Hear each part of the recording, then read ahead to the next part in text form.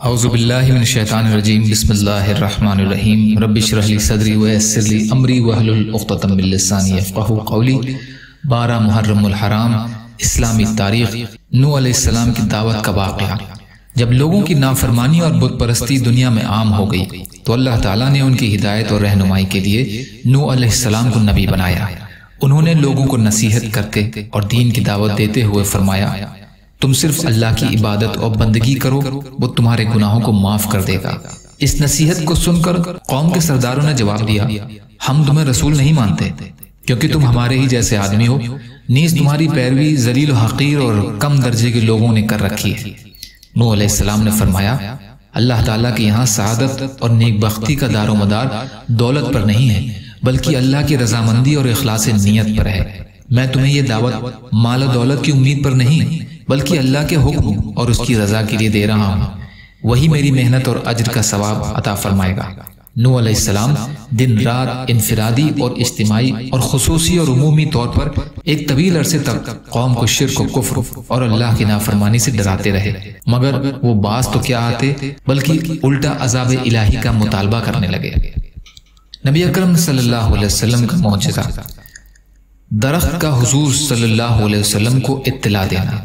ایک مرتبہ کسی نے حضرت مسروق رحمۃ اللہ علیہ سے پوچھا کہ جس رات جناتوں نے حضور صلی اللہ علیہ وسلم کا قرآن سنا تھا، اس رات آپ صلی اللہ علیہ وسلم کو جناتوں کی حاضری کی اطلاع کس نے دی تھی؟ تو حضرت مسروق رحمۃ اللہ علیہ نے فرمایا، مجھے حضرت عبداللہ بن مسعود رضی اللہ عنہ نے خبر دی ہے کہ اس رات نبی کریم صلی اللہ علیہ وسلم کو جناتوں کے بارے میں ایک درخت نے بتایا تھا۔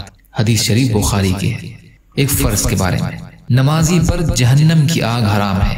رسول کریم صلی اللہ علیہ وسلم نے فرمایا، جو شخص 5 نمازوں کی اس طرح پابندی کر کے وضو اور اوقات کا اہتمام کرے، رکوع اور سجدہ اچھی طرح کرے اور اس طرح نماز پڑھنے کو اپنے ذمے اللہ کا حق سمجھے تو اس آدمی کو جہنم کی آگ پر حرام کر دیا جائے گا۔ حدیث مسند احمد کی، راوی حنظلہ اسیری رضی اللہ تعالی عنہ۔ ایک سنت کے بارے میں، جہالت سے پناہ مانگنے کی دعا۔ جہالت سے بچنے کے لیے اس دعا کا اہتمام کرنا چاہیے۔ اعوذ باللہ ان اکون من الجاہلین، اللہ کی پناہ مانگتا ہوں اس بات سے کہ میں جاہلوں میں سے ہو جاؤں۔ ایک اہم عمل کی فضیلت، نعمت کے ملنے پر الحمدللہ کہنا۔ رسول کریم صلی اللہ علیہ وسلم نے فرمایا، جب اللہ تعالیٰ کسی بندے کو کسی نعمت سے سرفراز فرمائے اور وہ اس پر الحمدللہ کہے تو جو اس نے حاصل کیا ہے اس سے بھی بہتر دیا جائے گا۔ حدیث ابن ماجہ کی، راوی انس رضی اللہ تعالی عنہ۔ دنیا کے بارے میں، دنیا چاہنے والوں کا انجام۔ قرآن میں اللہ رب العزت فرماتے ہیں، جو کوئی صرف دنیا ہی چاہتا ہے تو ہم اس کو دنیا میں جتنا چاہتے ہیں جلد دے دیتے ہیں، پھر ہم اس کے لیے دوزخ مقرر کر دیتے ہیں جس میں ذلت اور رسوائی کے ساتھ ڈھکیل دیے جائیں گے۔ سورہ بنی اسرائیل کی آیت کا ترجمہ۔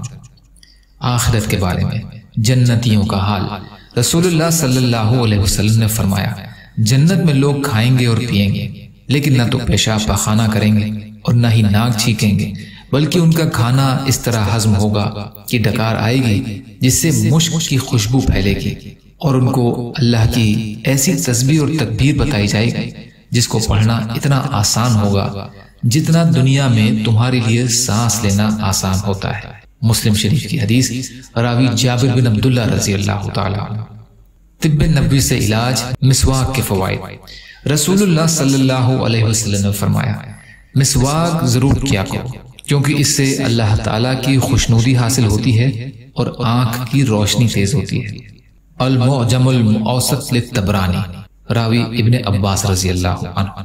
نبی اکرم صلی اللہ علیہ وسلم کی نصیحت۔ رسول کریم صلی اللہ علیہ وسلم نے فرمایا، تم میں سے کوئی شخص وفات پا جائے تو اسے اپنے گھر میں دیر تک نہ روکو، اس کو جلد دفن کرو اور دفنانے کے بعد اس کے سر کی طرف کھڑے ہو کر سورہ بقرہ کا شروع حصہ اور اس کے پاؤں کی طرف کھڑے ہو کر سورہ بقرہ کی آخری حصہ پڑھو۔ حدیث بہقی فی شعب الایمان کی ہے، راوی عبداللہ بن عمر رضی اللہ تعالی عنہ۔ فائدہ، شروع حصے سے مراد الف لام میم سے مفلحون تک اور آخری حصے سے مراد آمن الرسول سے قوم الکافرین تک۔ یا اللہ ہم سب کو کہنے سننے سے زیادہ عمل کی توفیق عطا فرما۔ یا اللہ جو مظلوم ہیں، پریشان حال ہیں، بیمار ہیں، قرض میں ہیں، بے روزگار ہیں، محتاج ہیں، ان کی مدد فرما۔